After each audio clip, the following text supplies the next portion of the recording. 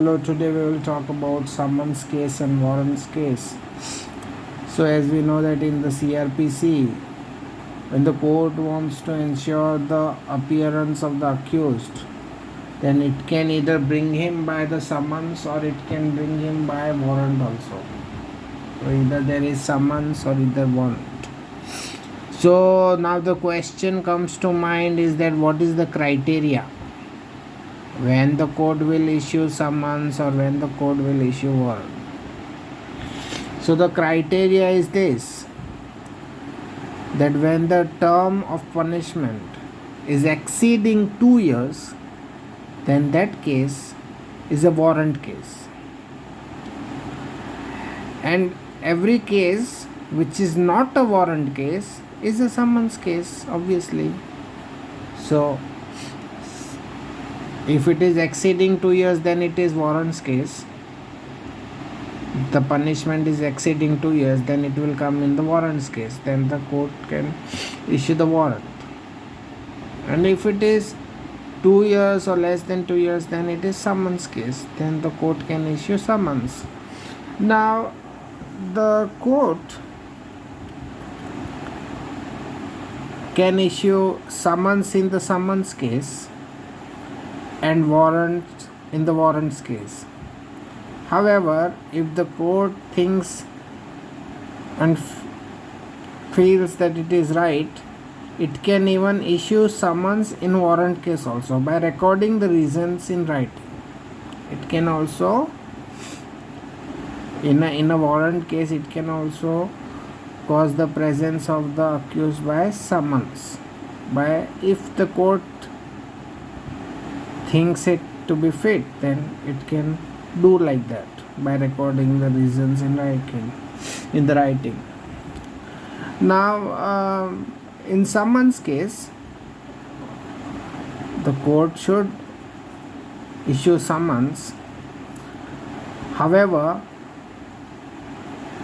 before the serving of the summons or after the service of the summons, if the court thinks that the accused person will escape or has absconded or he will not be present in the court, then the court can issue warrant in that case.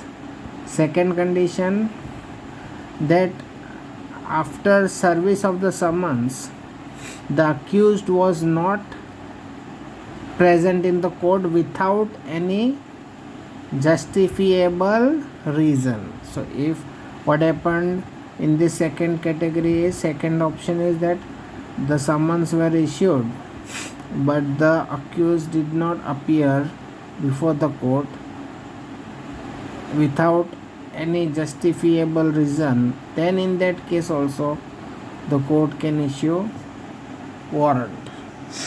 And as we spoke, in the warrants case, court can issue warrant, and in some cases if it thinks right, then it can also issue summons by mentioning the reasons and recording the reasons in writing.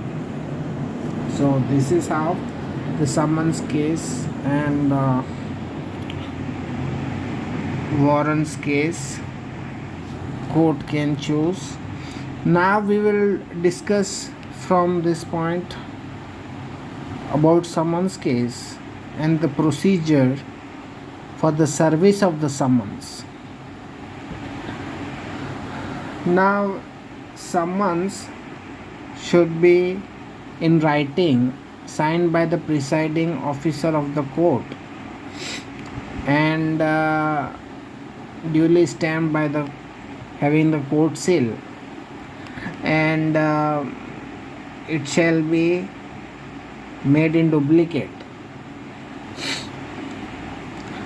The general pro forma for the summons is that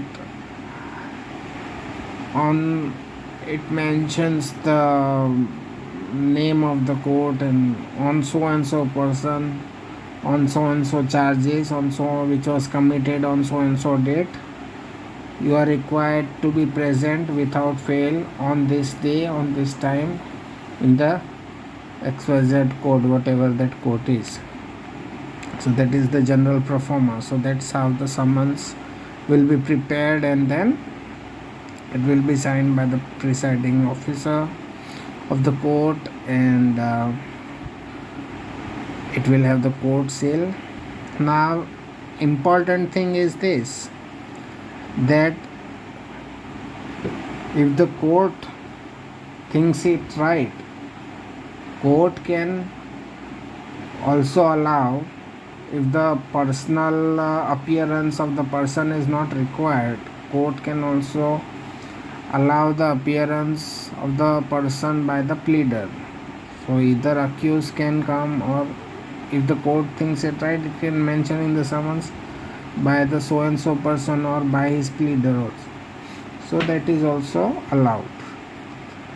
Now,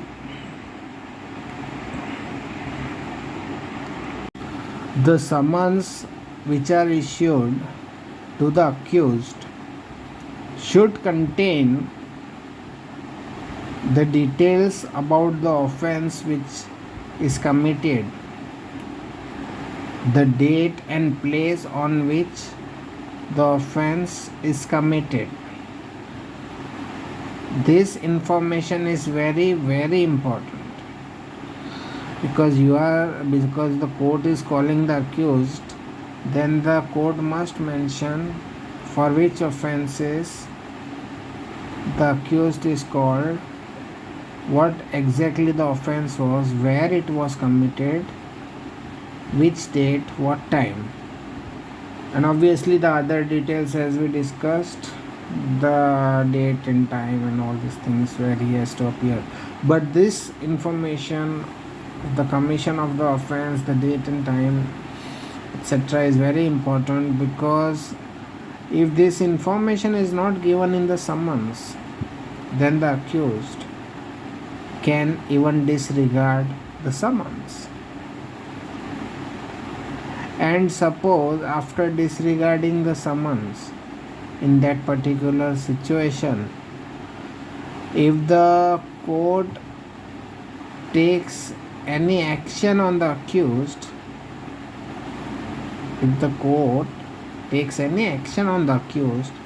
then the accused person can mention that the summons were not having these details about the commission of the offense, the date and place where it was committed. Then the action which was taken by the court, that will become invalid.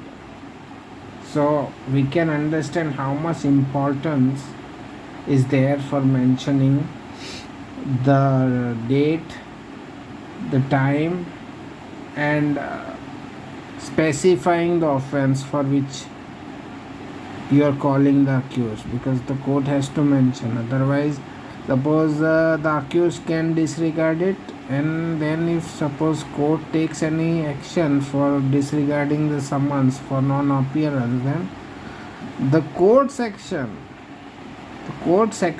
will become invalid. So that shows the importance of this. And now I think we have to move further, service of the summons. Now we will talk about the mode of service of the summons. And now section 62 says that every summons shall be served by the police officer or officer of the court, if so is provided by the state government.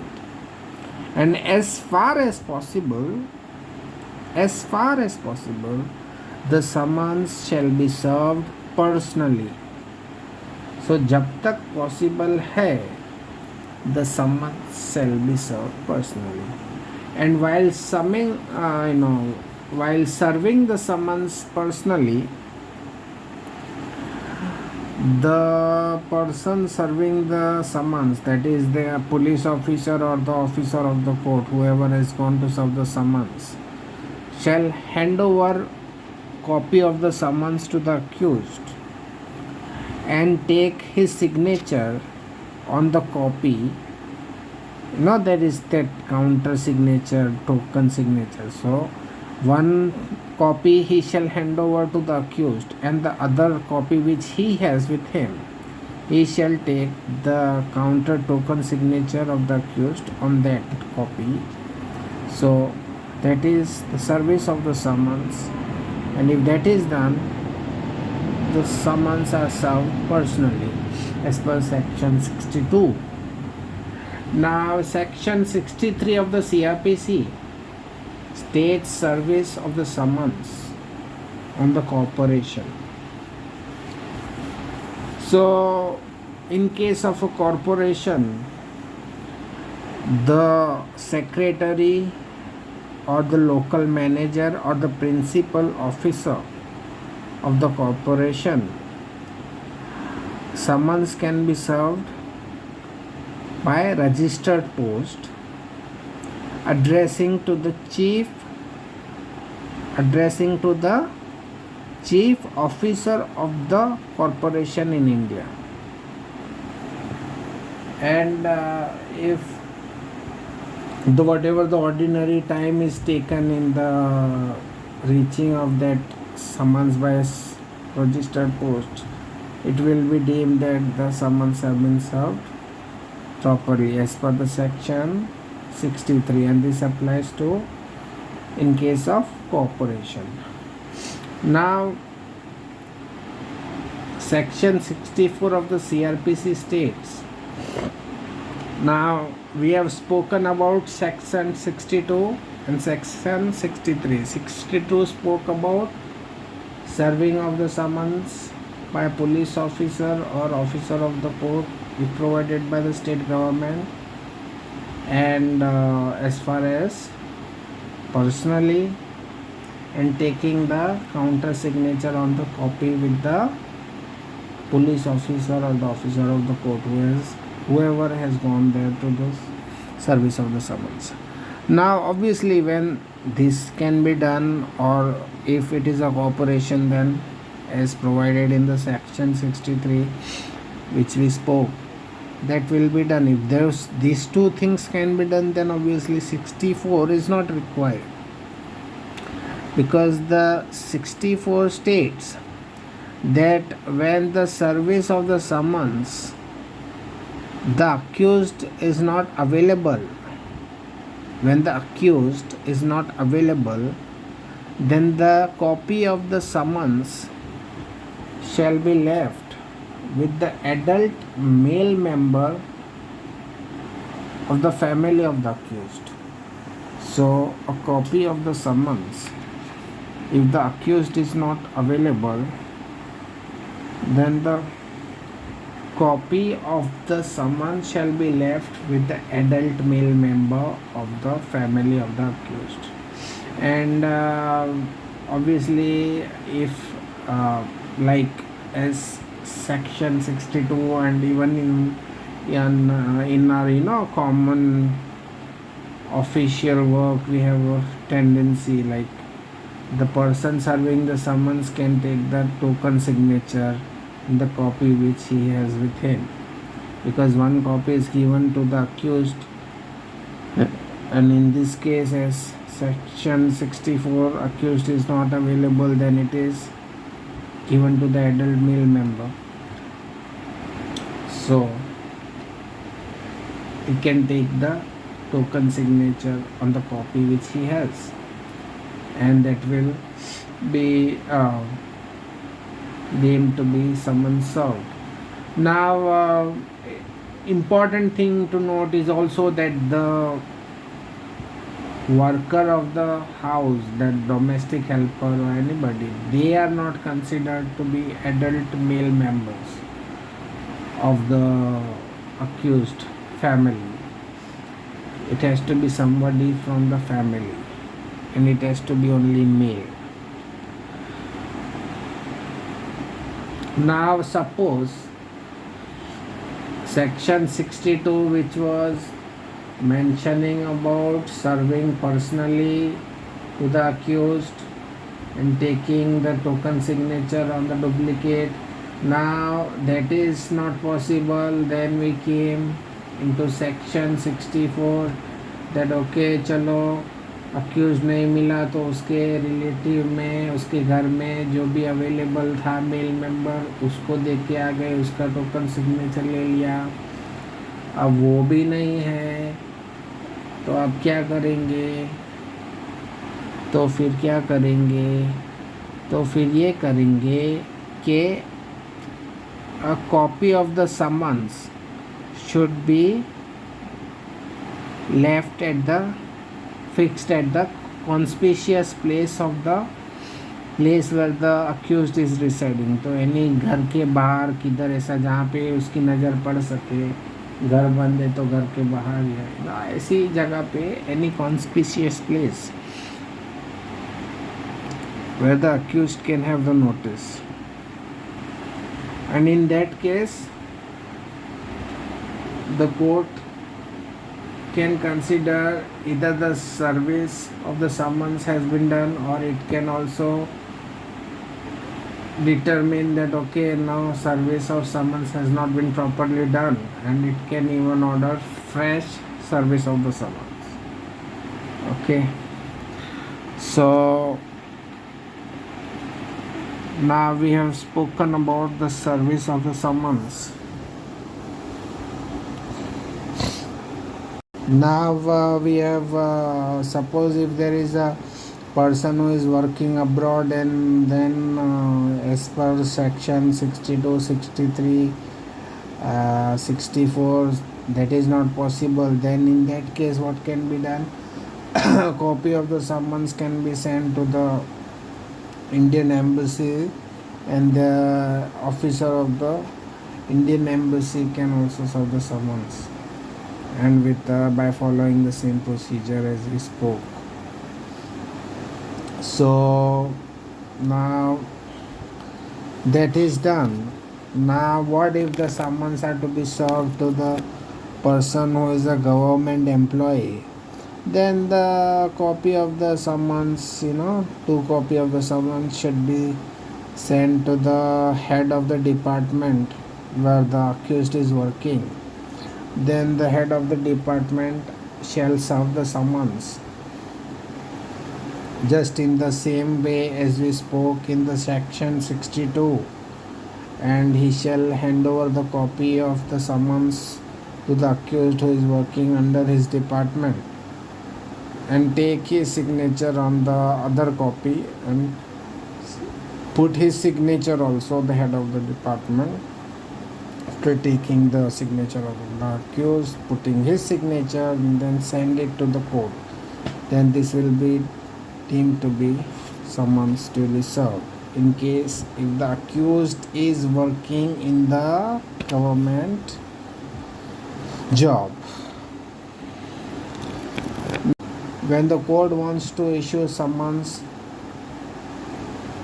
to the person who is outside of the jurisdiction of the court, then the court can issue summons to the magistrate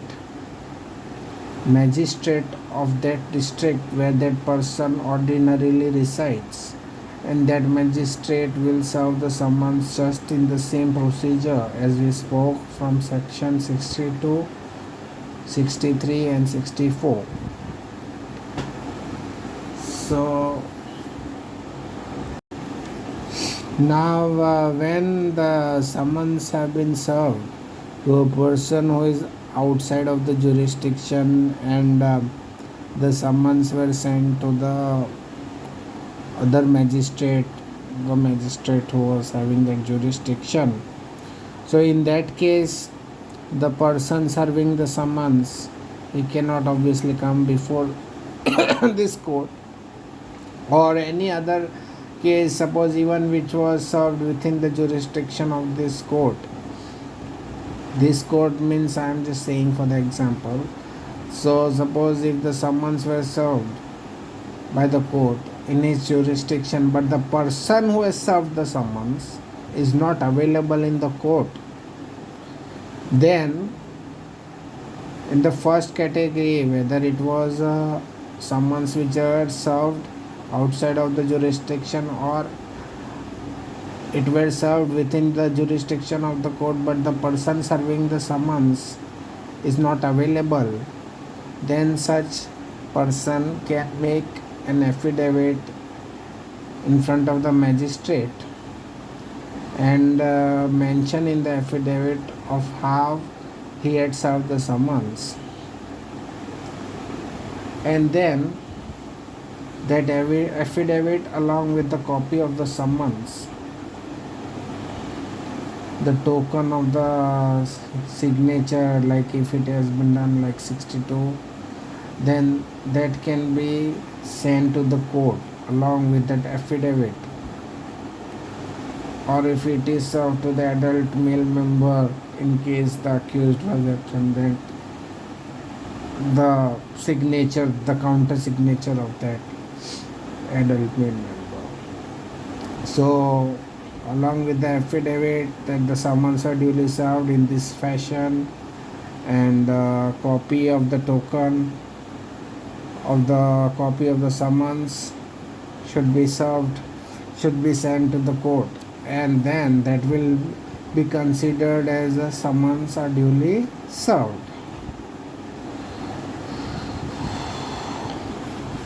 Now we should also remember that summons can also be served by registered post, and suppose if summons are served by registered post and the person has refused to accept the summons, and the post office says in its note that the summons have been returned because whatever the person has refused to accept, then the court will consider that the summons have been duly served. So in this video we spoke about summons, and initially we spoke about summons and warrant, and how court can choose whether summons or warrant, the criteria, and then we spoke in detail about the service of the summons, the mode of service and the form of the summons, the pro forma generally which is used, etc. So I hope this video will help you, and please share this video, and if you are interested to know more about such video related to law, then please share and subscribe to my channel. Thank you very much.